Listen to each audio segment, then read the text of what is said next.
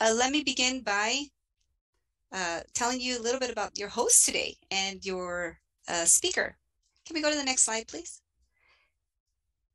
All right, so my name is Josie. I'm a serial entrepreneur. I have over 15 years of experience. I love charting the uncharted territories and kind of pushing people out of the way.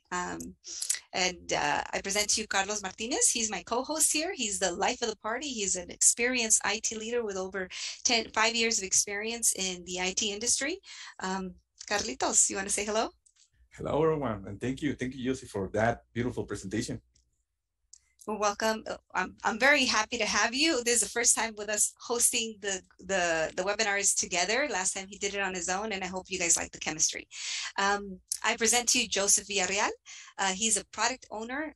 He's led Scrum teams for over 6 years and delivered absolutely amazing IT solutions. I can vouch for that. I've seen him in action, and he's really, really good. Joseph, you want to tell the audience a little bit about yourself? Yes, hello everyone. Thank you very much for that delightful introduction. And yes, I have a pleasure to work here in Advancio for now as a product owner. So I hope you find interesting the material. So thank you for having me here. I'm sure the audience will love it. All right, guys, next slide, please. All right, so a couple of housekeeping rules before we start. We have some riveting content for you guys today.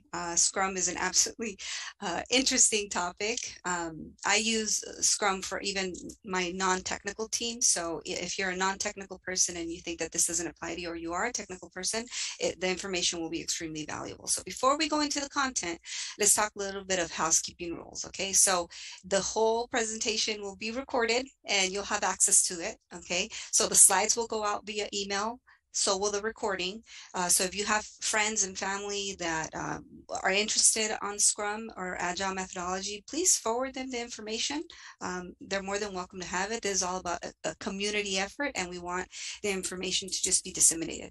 Another thing is you will be receiving a survey to let us know areas of opportunity and where we can be better. Failure leads your way to learning and making things better, so that survey will help us towards that journey. And we really want an active chat, guys. So if you're here and if you hear something that's ticks you and says, hey, I want to know a little bit more about that, and you have a question, please be active on the chat. The chat being active shows us the love and your engagement, so please use it openly, freely, and we strongly encourage it. So with those housekeeping rules out of the way, let's move on to telling you a little bit about Advancio. Carlos, take it away. Sure. Advancio is a software development and IT consulting company based on the beautiful Los Angeles, California. We help fast-growing companies to hire technical talent by offering them access to our global talent and fulfill it with top-notch hand-selected engineers. We strive to be, above all, expert in tech, and we hope you enjoy today's content. Thank you, Carlos. Yeah, so Advancio is basically a software solutions company. We're always hiring. We're always looking for that community outreach. We're throwing hackathons. We're doing events. We're doing webinars. We're doing tech talks. So stay active. Follow us on social and everything else. We love to be part of the community and just create these type of events. All right. So without further ado, Joseph, you're up. If you can share a little bit about the itinerary for us. Yes, guys. So everyone, today we are going to have a couple of points that make Scrum what it is Scrums. For the intention to this is for you to actually understand not only the tools and the parts what composes Scrum, but also why is this being made of that. So come on, let's right ahead with the topic. If we are going to talk about Scrum, we first need to understand a couple of concepts before. And one of these concepts is for sure Agile. So you might be thinking what Agile is, right? So I want you for this session to understand Agile as a mindset. What kind of mindset? Why do I say it's mindset? Because we're trying to step away from the actual normal way every project is managed, this waterfall system that everybody use. The thing is that here, it doesn't matter who is the one with the loudest ball. but it's more important what is right. So that's why it's like a movement away from the traditional leadership. And you might be thinking, well, if it doesn't matter what my boss is saying, then it should be easy. Not like that. That's not it.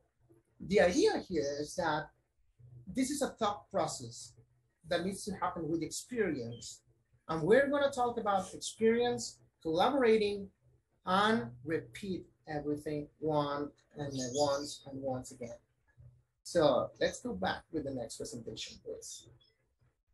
If you search at any time what Scrum is on the internet, you're going to find for sure the living with this Agile Manifesto, right?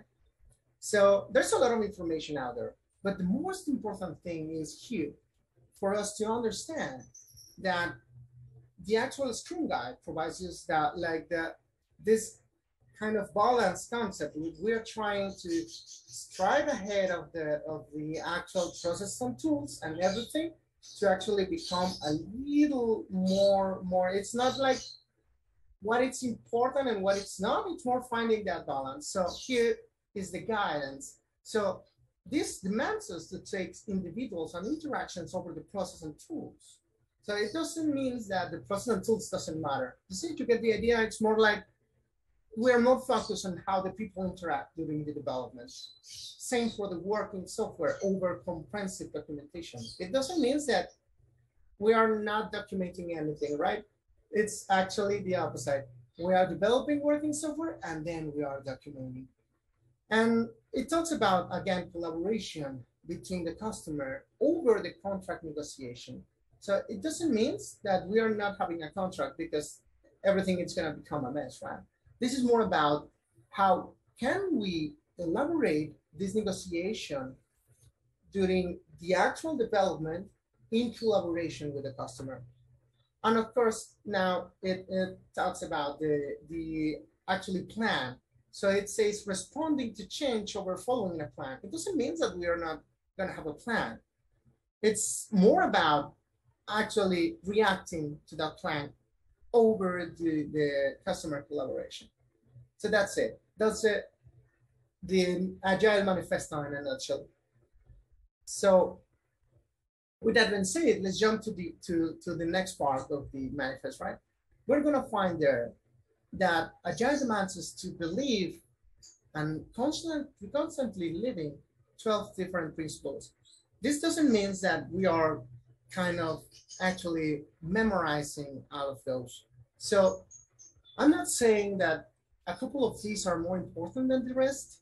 What I'm saying is that what I can advise you for my experience is that pick up the three that are more important for you or are more important in your business area, but try to actually living out every aspect of those principles, not only memorizing it, but try to live them. And then you can add another three, and then another three. So literally it's about when the time's getting better into living those 12 principles, not memorizing them. So that will be my first advice. We're gonna hear this, you're gonna have this presentation. You can of course memorize all of those, but if you don't live them, it's not gonna solve anything. You're not becoming a guy. So now we understand, right, what it's Agile. So let's talk a little bit about lean thinking experience. Okay, can we jump to the next presentation? So guess what, guys? Lean thinking, it's also a mindset. We understand that Scrum is coming from Agile, right? It's basically that. But guess what? We are living Scrum by actually being actively getting better into get away of those waste of time, those waste of this process. It's maybe not that perfect. Well, let's get that process to be perfect. So when we try to define in thinking, just one phrase that comes to my mind. Have you ever heard that about this phrase that says work smarter, not harder? What that totally defines what the lean thinking is. So let's get better while we work, but let's not think on the entire process. Let's just think on what we need to achieve and how can we do it with the minimum effort, but without sacrificing the value. That's the main idea. So now we understand what is lean thinking. Can we jump to the next presentation, please? So you might be thinking, okay, I know what is lean thinking. I know that Scrum is based on it, and I know that it's coming from Agile, right? With the Agile mindset. So what is Scrum? So if I will need to have a definition for you guys, I will say that let's imagine Agile to be this big umbrella covering all of us with its shadow. And if we want to become Agile, we need to start thinking on picking one of those little frameworks that lives under that umbrella. In this case, Scrum is it's actually an Agile framework that it's developed or it's oriented for it to be about software development.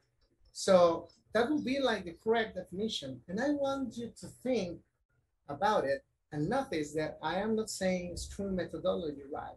I say that Scrum is a framework. Why do I say that? If you search in the internet for any concept of what a method is or what a methodology is, you're gonna find that this describes specific procedures and steps along with techniques for us to analyze information or develop a task, right? Guess what? That's not Agile indeed. We are trying here to become better by proactively finding what is wrong and what can be removed. So that's the idea. That's why we call Agile a framework living under the Agile umbrella that it's essentially made for software development, not a methodology. Think about it, guys. So again, if you search in the internet, you're gonna find that Scrum is about concepts, right? And you might be thinking, Scrum is hard to understand. I want you to believe that Scrum is really easy. And guess what?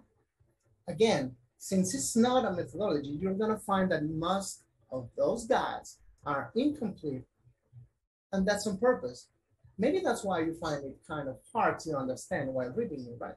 Because Scrum guides usually only defines the parts that are required to implement this Scrum theory into the team. It says that it does not provide people with detailed instructions. Actually, only guides the people interactions along the teams. So that's why it can be tricky. So it actually, yes, describes processes and techniques that we can employ, but it's just a guide. So that's why it's incomplete. So what is this guide about? Well, it basically is about finding what we do right, finding what we do wrong, and guess what? If you're doing something in your environment that is wrong, if your management people is doing wrong, then Scrum is gonna make sure that you find these pieces that are wrong. So that's why the Scrum guide only determines how should we behave during those situations, not how should we manage. So that takes me to the Scrum theory. We have learned that Scrum is coming from the Agile, right? From Agile mindset. So if we need to define not a concept, but as actually something that we want to implement into a team, we can say that the Scrum theory is based on empiricism, which is learning from the experience, and again, lean thinking. Let's implement what we have learned to get rid of everything that it's a waste of time, waste of resources, right? Getting better, essentially. So this is it. What Scrum does is engage all of these people who are actually working together to develop those skills and expertises to do a better work every time becoming better. Yet everyone has acquired those skills or not, they are gonna become greater all the time.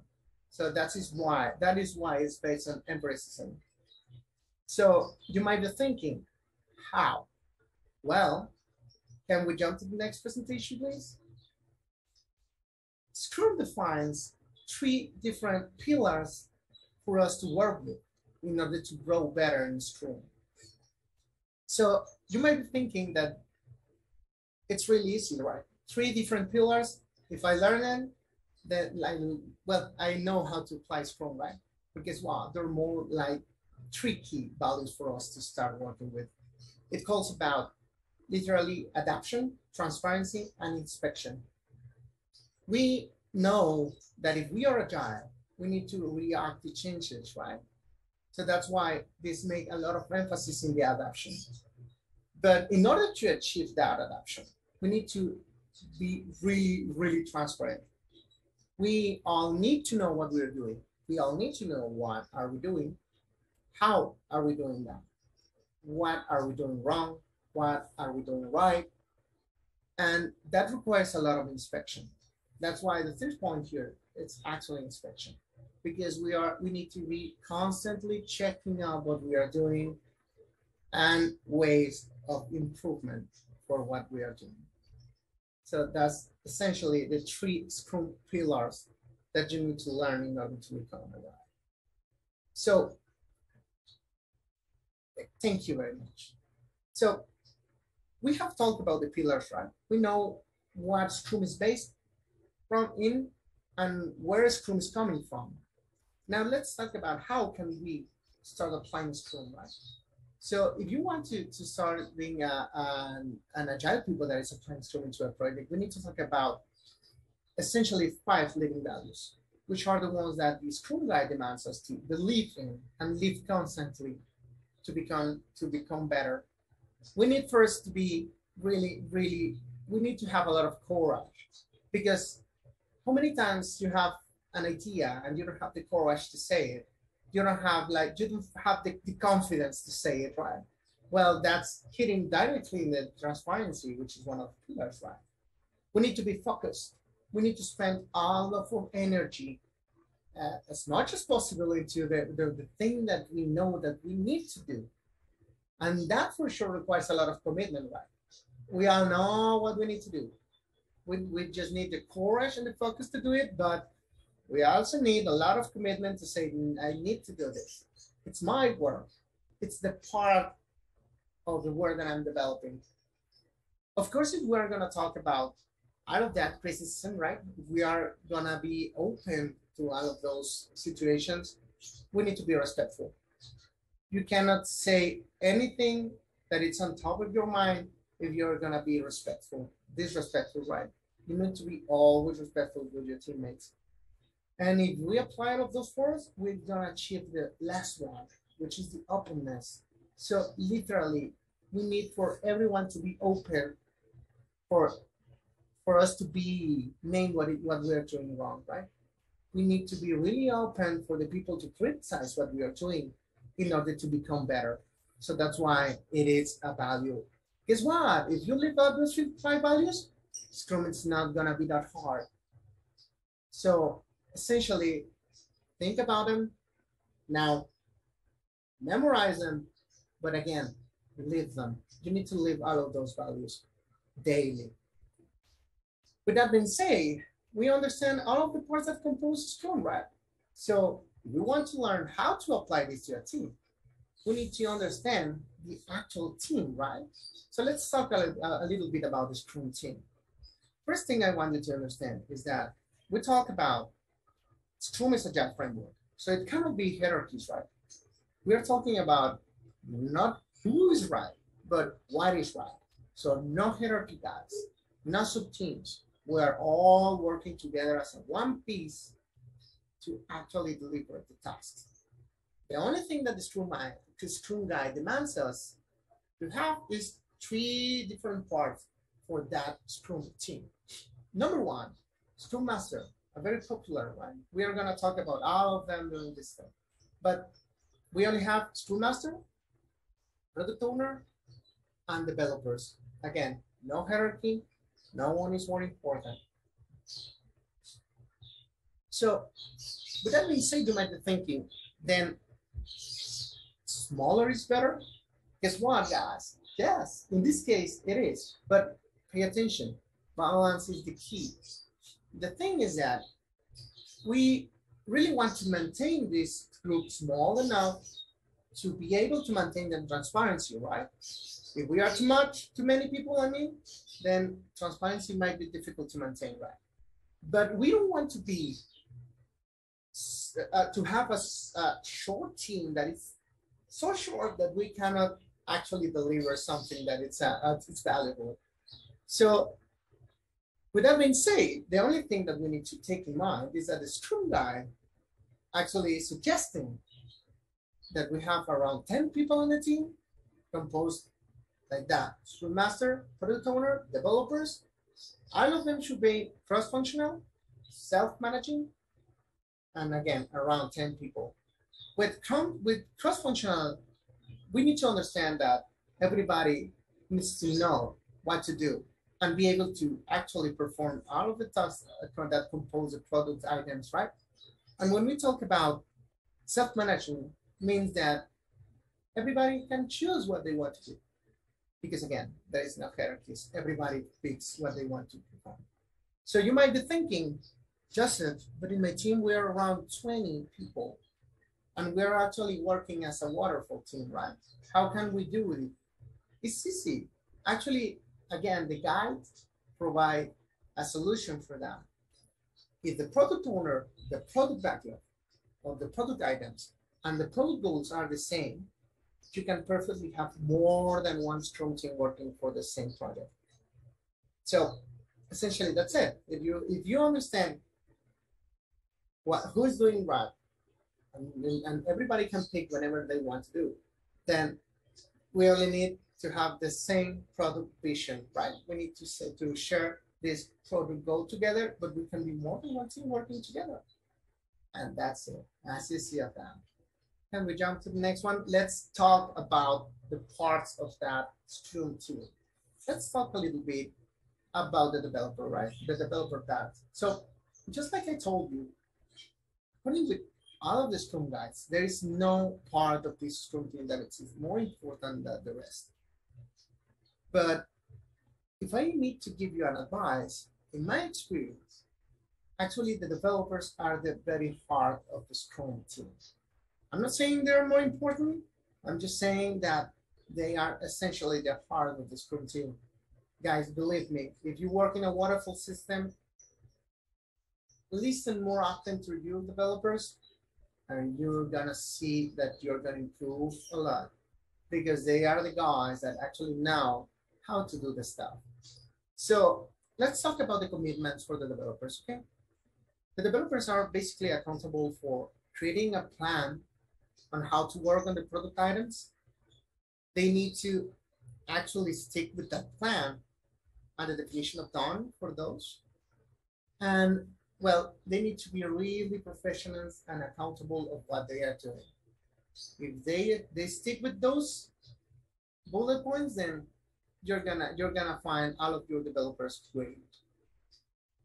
Can we jump to the product owner, please? Product owner. So there's a lot of information out there of what the product owner needs to do, right? So let's talk a little more about what they need to do within the Scrum team. Within the Scrum team, the main role for the product owner is to actually add value to the resulting work of the Scrum team. It's more about not only after the development by presenting this product to the client or the stakeholders, but it's more about after and during the development. The product owner is the very face of the client when it comes to the development team, right? So they need to constantly try to maximize the value of what the product team is doing. They need to focus on what the client wants, but again, listening to the developers on how this needs to be achieved. And with all of that, they can maximize the value. So the product owner is accountable, according to the guides, to actually communicate the product goal, ordering the product items, and actually ensure that these product items and this product vision are transparent to the team. So that's it. Now let's talk about the Scrum Master. This one is a little bit more complex. When you talk about the Scrum Master, I want you to forget everything that you know as for now about the Scrum Master, right? Let's start with one single thing. Scrum Master must be a servant leader. So I want you to think about that phrase, a servant leader. That means that a Scrum Master is not the guy that is in front of everyone and is making everybody do the work, right? We talk about the self-management. So Scrum Master is not a project manager. He has another role, which is serving everybody in order to maintain this transparency and to maintain the whole group together. So they are essentially committed to two things: to help everybody to understand the actual Scrum theory and put it in practice, and enabling Scrum, involving all of those practices that within the team. And that is divided. Guess what? The first thing the Scrum Master needs to serve is the actual team. Let's jump to the next slideshow, please. So how can the Scrum Master serve to the team? Essentially doing four things. They need to coach the team to understand that they need to be self-management and actually cross-functional. So they need to ensure that these precepts from Scrum are actually getting into this reality. They need to help the team and make sure that they are focusing on this increment and this product value to be developed.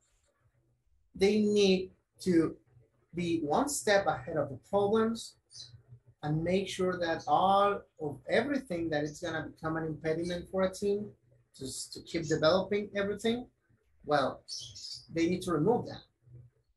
And well, again, it's more like a checkbox, right?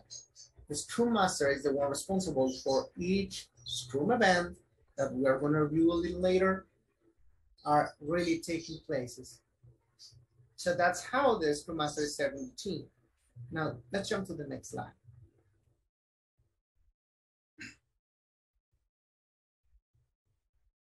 All right. So if we want to describe how the Scrum Master is serving the product owner, we need to think that the product owner is the one responsible to transmit and get that transparency into the team, right? But the product owner needs to understand how the product owner can actually find any technique or solution to communicate that definition to the team. So with that being said, they need to help the product owner to actually make an understanding of the product value, the product vision, and the product goal to the entire team. And again, they need kind of establish this empirical learning that we are trying to develop. Again, just ensuring everybody knows how to become better. And guess what? If the product owner is required for a stakeholder or a client to have a chat, and this person is not answering the phone, when the Scrum Master can step ahead and say, I will help you. And well, because at the very end of the day, it's an impediment, right? If we cannot get requirements from the client. So let's talk a little bit about this, the last part of the Scrum Master needs to serve. Because yes, it's a servant leader. Can we jump to the next slide, please? While serving the organization, basically, we're talking about Advancio, right? Let's talk about a little bit of that. So if you're a Scrum Master here, the first thing we need to understand is that leading and training all of the people in this Scrum topics is your first responsibility here. Then again, if there is something that needs to be implemented for the people to understand more about how to get into Scrum framework, then you need to make sure that this is happening. And again, you need to help employees to understand what the empirical work is, how can they achieve it, and how can they utilize this to actually be involved in that, in a complex world when everything is complicated, right? And again, removing barriers from stakeholders and Scrum teams. Remember, without the stakeholders and clients, we have no product. So that will be basically for the Scrum team. Now we understand the parts that is that composes the actual Scrum team, right?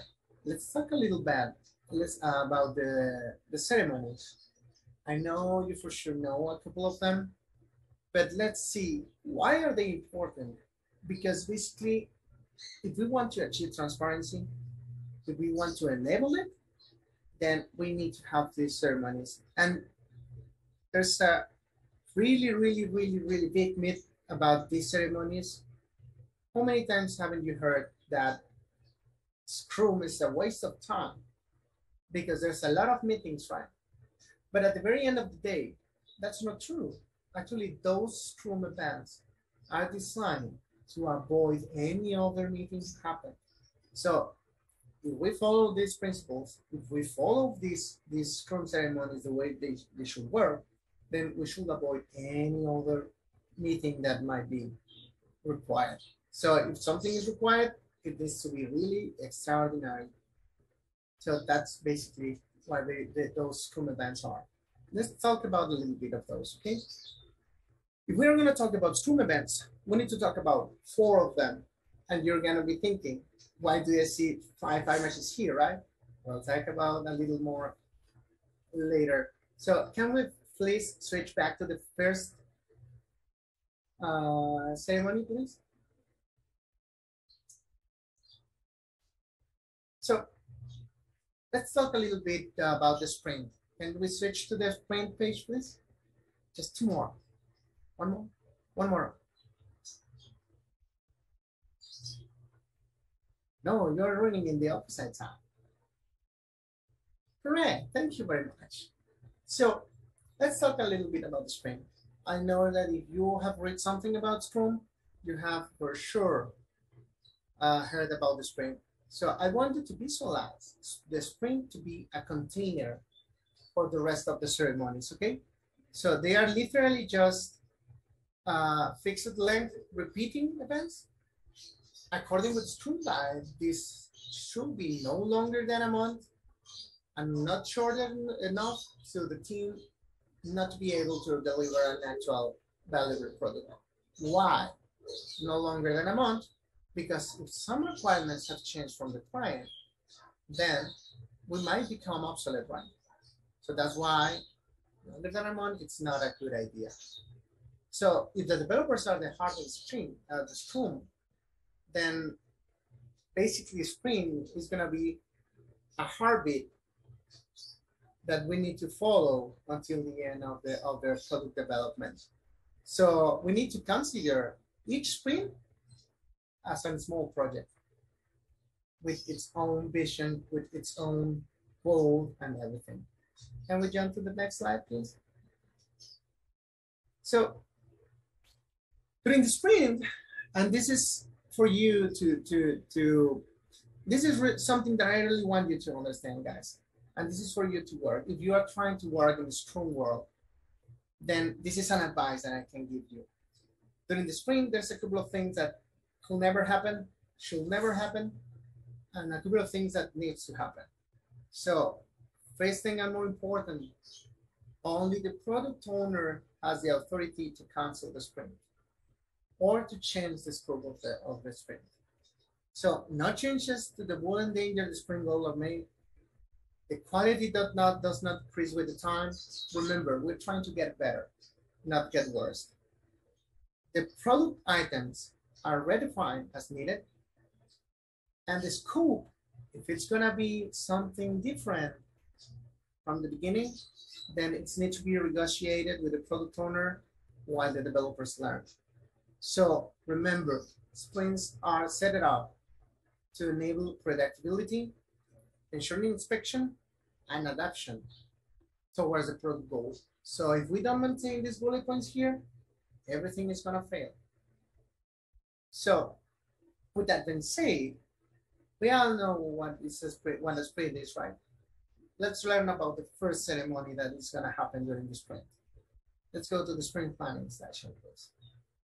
So when it comes to the sprint planning session, essentially, you're gonna find a lot of information.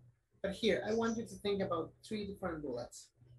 First one, we need to define why this sprint is gonna be valuable. 2, what can be done during this sprint? How much work can be delivered?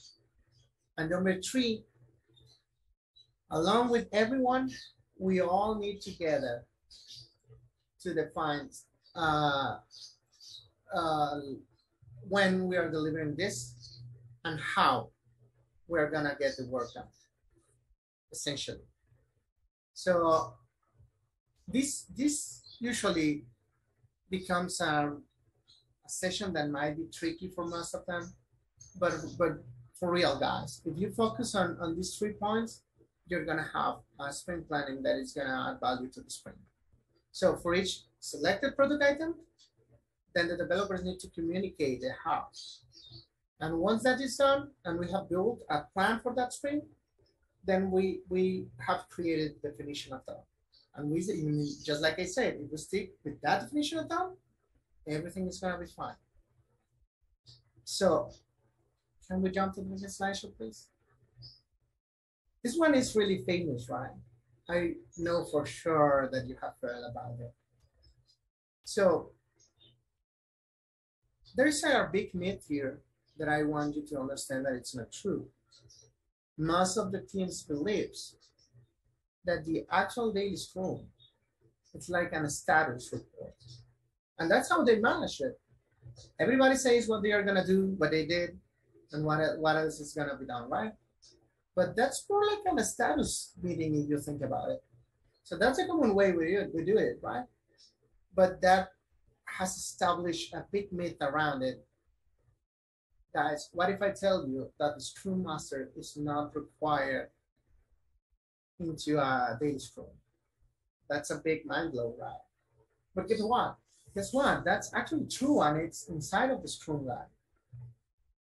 Let's think about the daily Scrum as a tool for everybody to develop the self-management skill. Remember we talked about the self-management and how everybody needs to decide what they need to do? Guess what? Everybody is responsible for what they need to do. We talked about it, right? Developers are actually committed to do what they say they were gonna do. So essentially, they don't need the Scrum Master to develop that skill. They just need for the daily Scrum to happen. So the only part where the Scrum Master is required when it comes to the daily Scrum is to ensure that the daily Scrum is happening. But if sometime you have a situation where Scrum Master cannot make it to this daily Scrum, there is no reason for the daily Scrum to be postponed. You can do it. And then you can communicate any problem or any impediment to the Scrum Master before that meeting, after that meeting, I'm sorry. And if the product owner needs to be involved, you can get in contact with him. But again, Scrum Master is not required for the daily Scrum. Let's talk about the next one. Once we have gone to the very end of the sprint, we're gonna find the sprint review session. And that's another big myth of this. So the reason for the sprint review session to happen is essentially just to start thinking on what were we able to develop during the sprint and we have not, and what we have not. So essentially, most of the teams treats the sprint review session for it to be like a slideshow presentation, right? Something like we're doing here. We are only saying, we did this, and we did this, right? But that's not the point. The actual point is to understand how much we have stick with the sprint goal, how much we have stick with the product goal, and what is the actual value of the things we have developed. So basically, we need to inspect that. And we need to talk about it. So it's a working session, not a presentation. So can we jump to the last one, please? When it comes to the sprint retro, this is more, okay, if the sprint review is more about the technical part, what we were able to achieve, then the sprint retrospective, it's more about the soft skills. Essentially, what can be better next time? What do we need to keep doing? And what do we need to stop doing? So essentially, we focus on the soft skills here. And we have been transparent during the sprint. then at this point, we should be able to say, what do we need to change if we want to become better next time?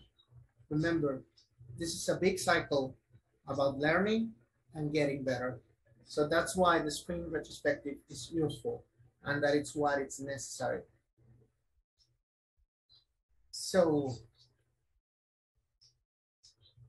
thank you very much.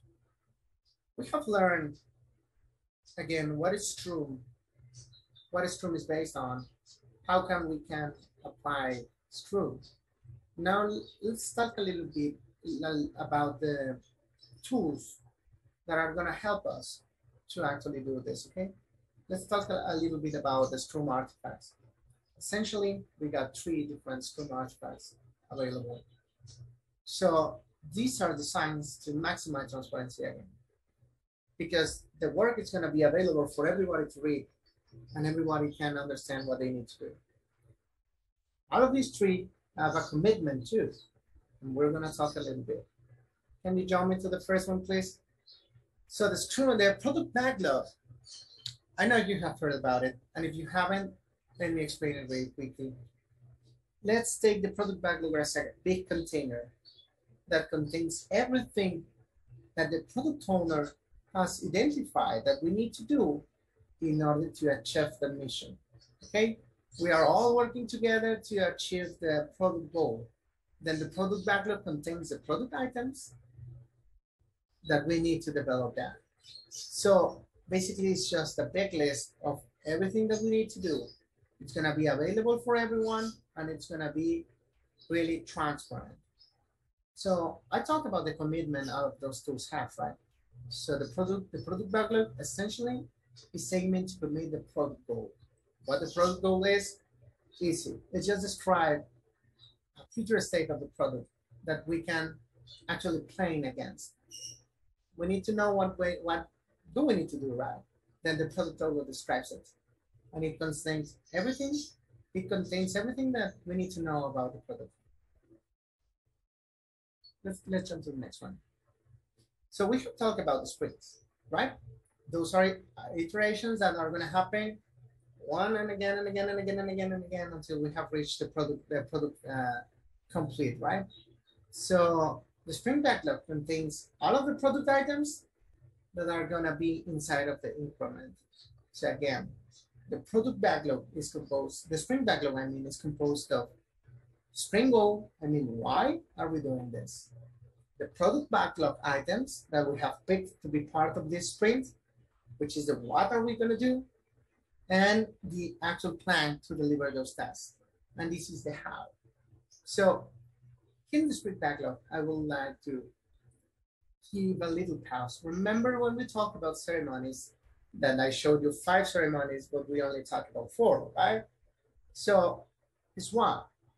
The last one, it's not an official ceremony, but it's one that is really important and is really useful. And it's called the backlog refinement. What is that? Essentially, it's a planning for the planning session. And during that session, what we do is actually describing the how that we're talking about here in the backlog for the sprint. It's like, okay, we understand what we need to do, but maybe we need a specific chat to understand what are we gonna do, right? That's the reason for the backlog refinement to exist. And again, about the commitment, we have the sprint goal. Again, we need to treat each sprint as a small project that is required to achieve the big mission, right? So that's why each sprint remains a goal. We need to know what we are doing and why and how. So that's it. It's basically a plan. So let's jump to the last one.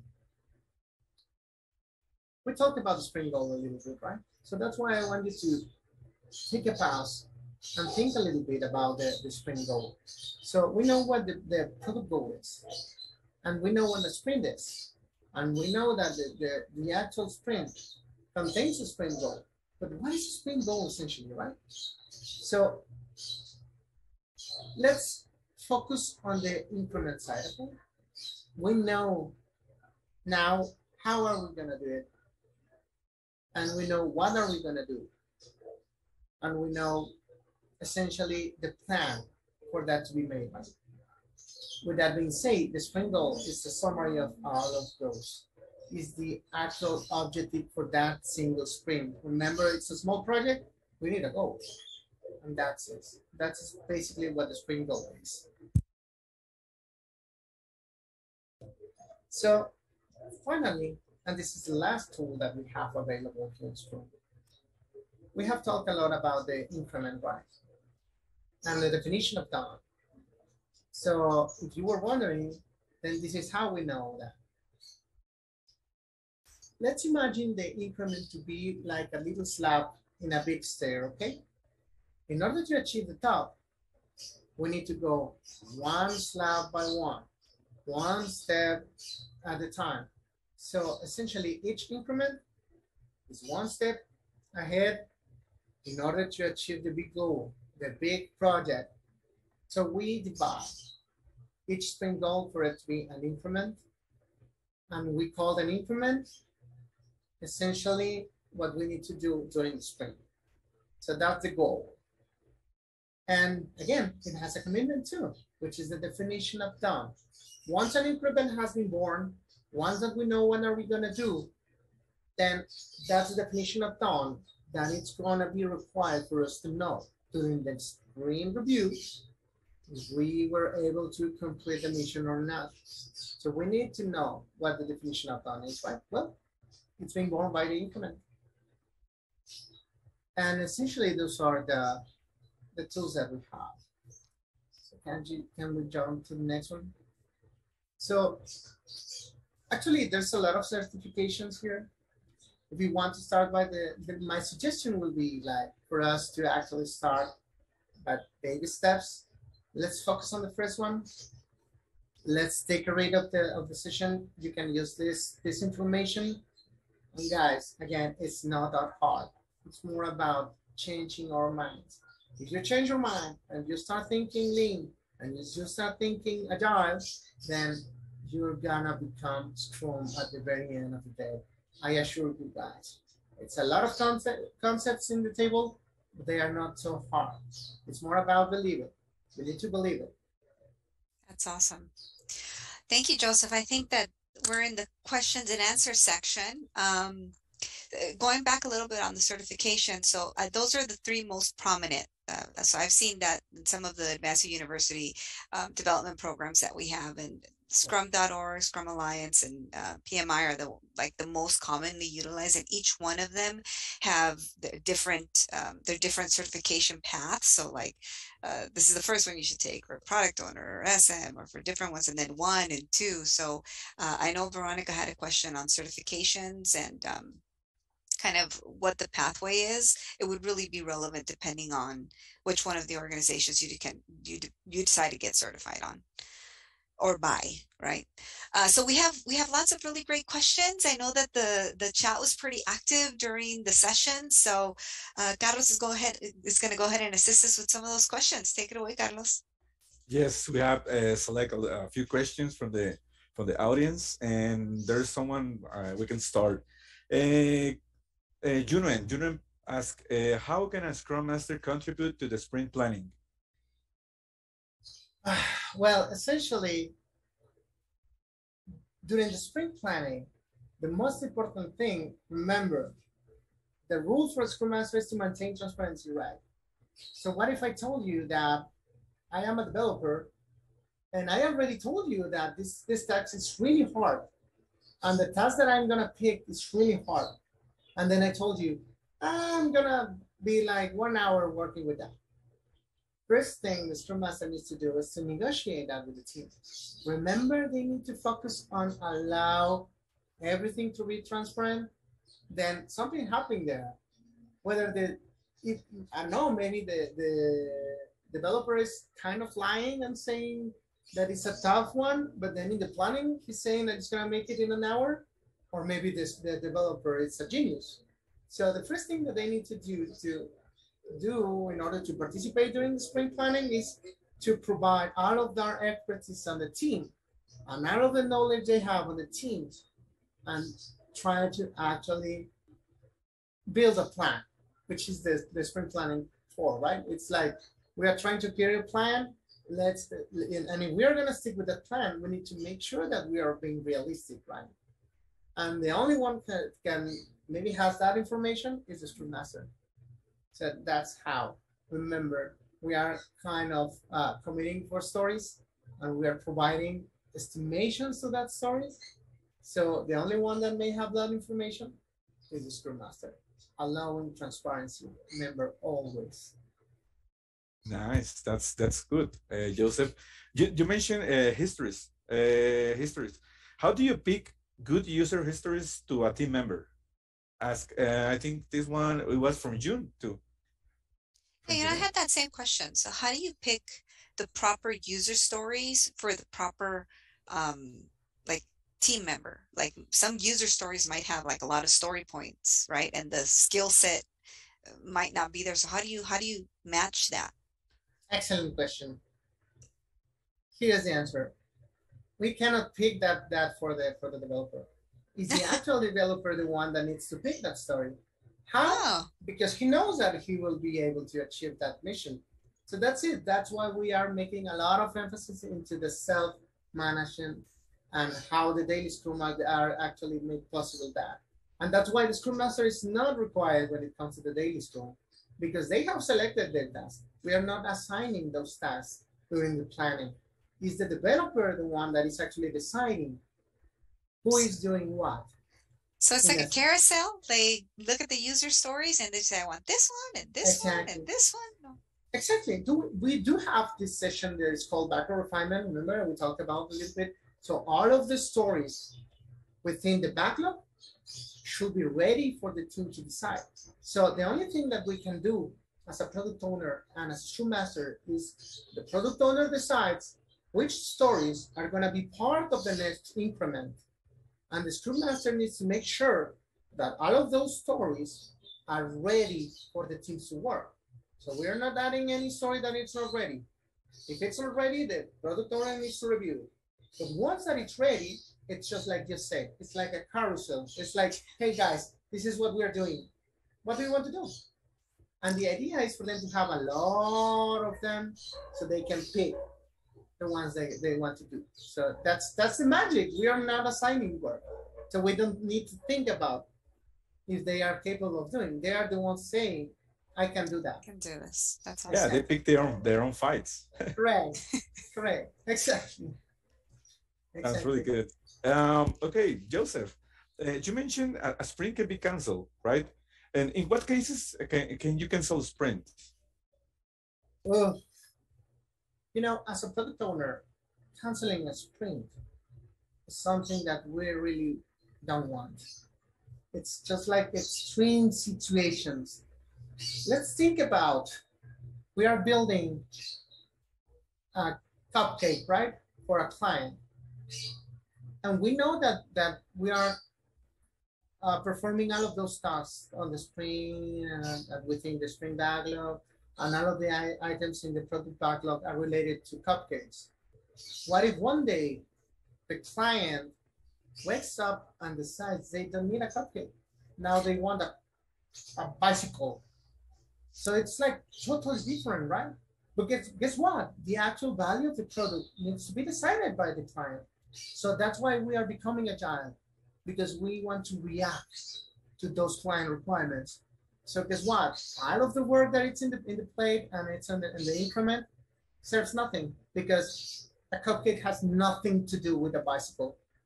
So that's the only moment when a product owner may decide, oh, we need to stop this work. We need to start planning again. Let's go back to work. Why? Because there's no point on let the time pass and at the very end deliver a cupcake, right?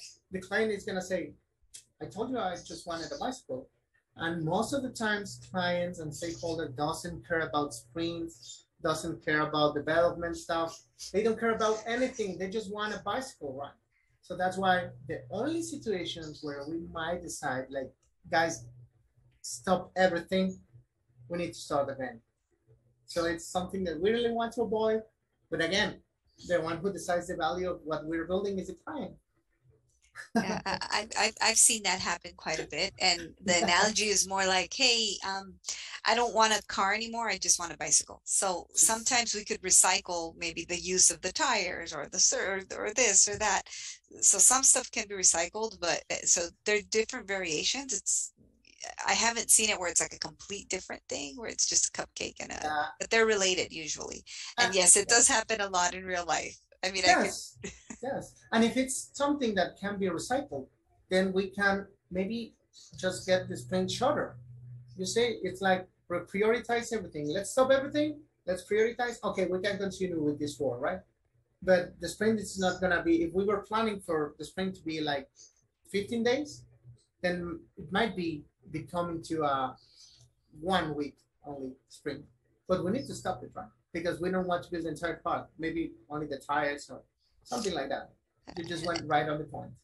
And that's when the agile mindset really kicks in. It's like you want to say, oh my God, no, I'm starting over again. And then that agile mindset kicks in, Exactly. you rephrase. You need to be prepared for everything, right? The only constant thing when we're developing software, and most of the things, are changes. That's mostly the only things that are gonna be constant. So we need to be prepared. Yeah, and it's sometimes it can be easier from the like Josie told us, maybe the client starts with wanting a car, and maybe after 2 sprints they say, oh no, I need a more basic thing like a bicycle, and it's that's really good. You can Exactly. recycle. And think about this. We can spend 1 month building a car, but at the very end we don't know if that car is gonna be actually useful for the client, right?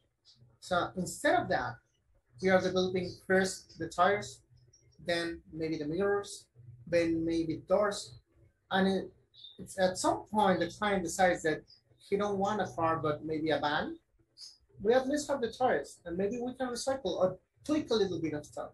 So that's the difference between waterfall and actually Scrum. So that's why it's really useful, because we can react that quick to the actual changes. Because again, everything is going to change always. Nice. So I think we've got quite a bit of more questions. We might not get to all of them since we only have 3 minutes, but maybe one or two more questions, Carlos? Yeah, sure. This one is really good. Do you recommend a path to be a Scrum Master? Is there any recommendation, like a course, something that you recommend? Or like, Recommend a what? Sorry? Courses for taking to be a Scrum Master. Do you recommend something especially? In order to, or a career path. So like, should they start as a product owner and then move over to an SM? Or should they start as a project manager, or should they go straight into SM? I think we had another question that talked about, how technical does a PO or an SM have to be? Do they need to be like ex-developers, or can you move from development to PO and SM? And, how does that work? When it comes to PO, I've seen a lot of business people becoming an excellent product owner, because it's more about getting in touch with the client and be able to communicate, making the right questions. And that's only coming with experience. So it doesn't require a technical background at all. But of course, it's gonna be useful, right? Because again, this is about transparency. If we are understanding what our developers are doing, it's gonna be more easy for us. So technical background is more a tool that we can have, but it's not a must. Again, I've seen a lot of business people becoming excellent product owners. When it comes to Scrum Masters, happens something similar. Remember, we are there to make sure that the people is living the Scrum guide. That's it. If we have a really strong idea on what the Scrum team needs to do, I'm sorry, then we can become a great Scrum Master, even if we have no technical background, because it's more about understanding the necessities, identifying future problems, and reacting before those. So the answer is no, we don't need a technical background for any of those, but it's really useful to have it. Really, really useful.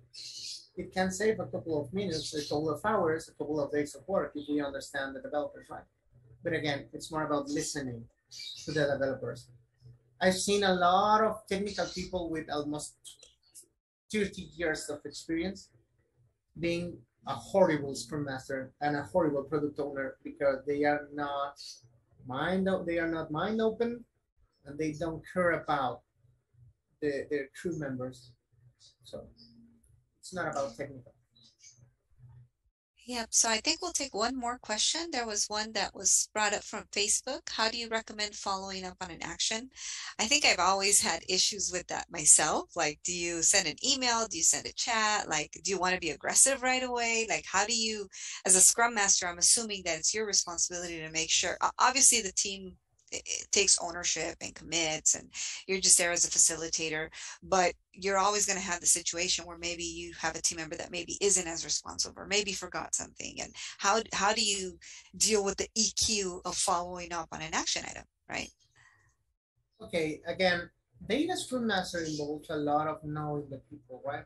You work with them all of day, and you work with them daily and really often.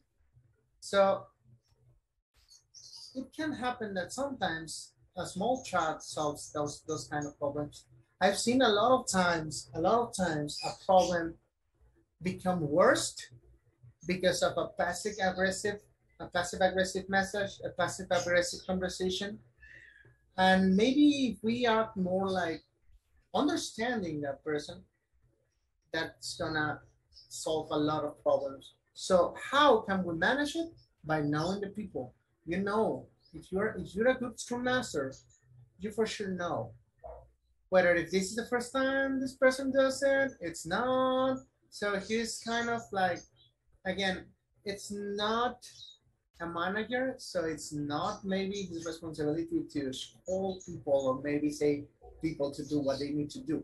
Again, everyone is actually committed to something. Everyone is responsible of their own work, but they need to ensure that this is happening. And if this is continue happening and it's not solved in a small conversation, then it's not a matter of a Scrum Master. Maybe it requires an escalation, right?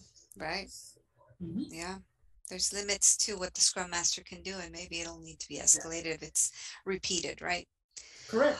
Well, I think those are all the questions that we have for today. If there's more questions, I can answer those and maybe in the chat box. There was at least 5 or 6 questions that we didn't get to, so we definitely notated them down. So we'll reach out to you guys either on Facebook or how you signed up to this webinar, and we'll send you those questions directly to Joseph. Absolutely. And don't forget, guys, subscribe, visit. I know Carlos wanted to step in and kind of give a couple of plugs. Yeah. Thank you everyone for this webinar. We hope you enjoy all the things that Joseph shared to us. Like Joseph said, don't forget to subscribe. If you have a friend you think you can like this content, share them to them. Anyone you think you can have the Scrum fundamentals, it's good to go.